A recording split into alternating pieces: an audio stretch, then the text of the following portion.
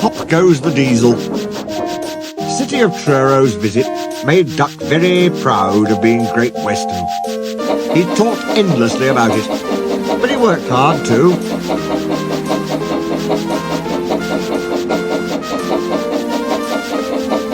And made everything go like clockwork. The trucks behaved well.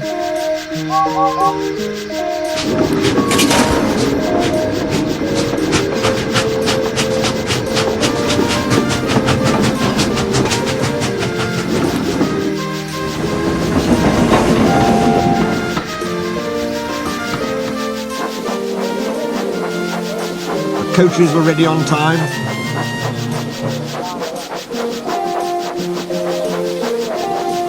And the passengers even stopped grumbling.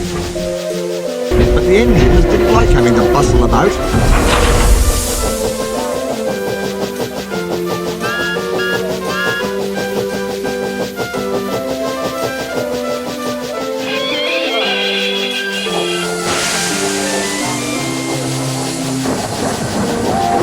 There are two ways of doing things, Duck told them. The Great Western way or the wrong way. I'm Great Western, and don't we know it? They groaned.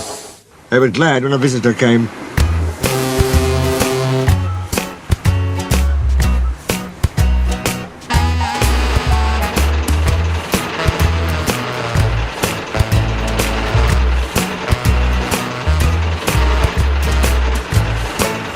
The visitor purred smoothly towards them. The fat controller climbed down. "Here is Diesel," he said. "I have agreed to give him a trial. He needs to learn. Please teach him, Duck."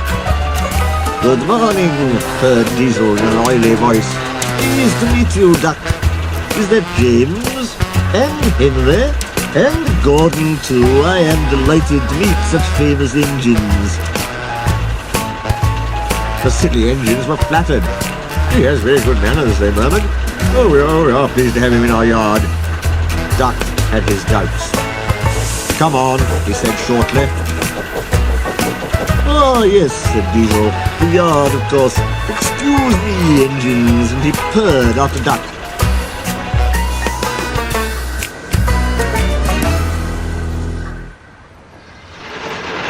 "You're worthy, Sir Topham Hatt, to you."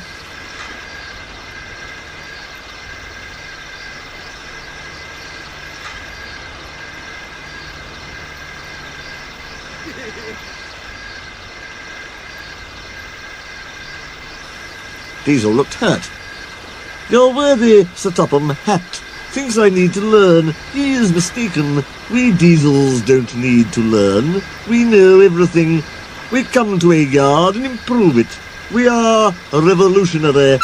"Oh," said Duck. "If you're Revo Thingamy, perhaps you could collect my trucks while I fetch Gordon's coaches." Diesel, delighted to show off, purred away.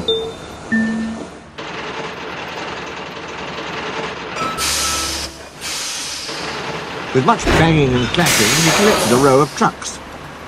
Duck left Gordon's coaches in the station and came back. Diesel was now trying to take some trucks from a siding nearby. They were old and empty. Clearly they had not been touched for a long time. Their brakes would not come off properly. Diesel found them hard to move. Pull, push, backwards, forwards. The trucks groaned. "We can't! We won't!" Duck watched the operation with interest. Diesel lost patience.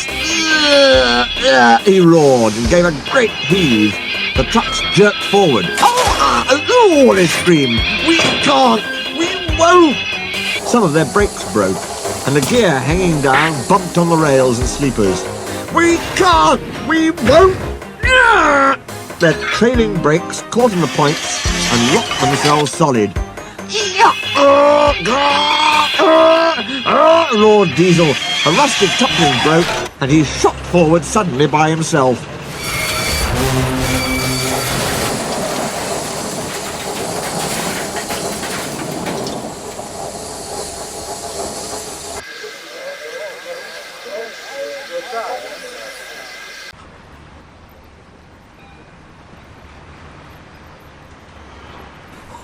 ho, ho! Chuckled Duck.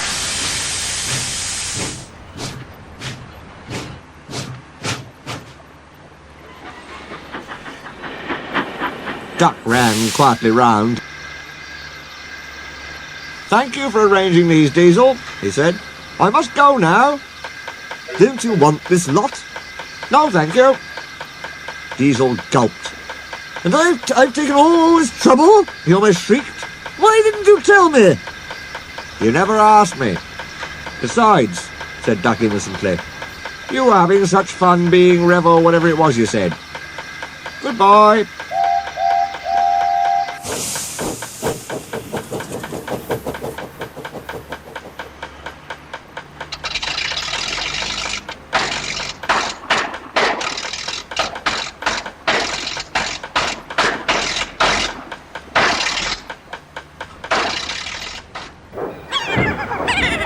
All the trucks and coaches were laughing.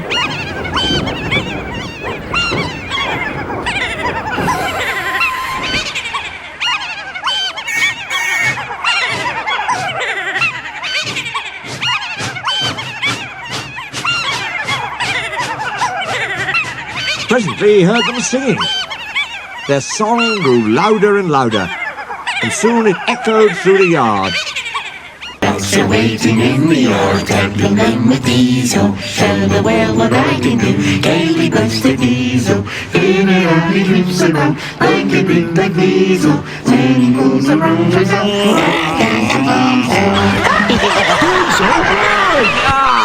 He growled and sulked in the shed.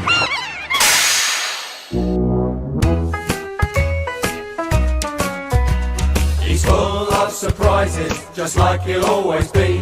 He brings some razzle-dazzle to the yard. He's full of surprises, as you can plainly see. He don't find being surprising all that hard. Some would probably say he's only up to his old tricks, but he'd say he's a problem solver, looking for a nice quick fix.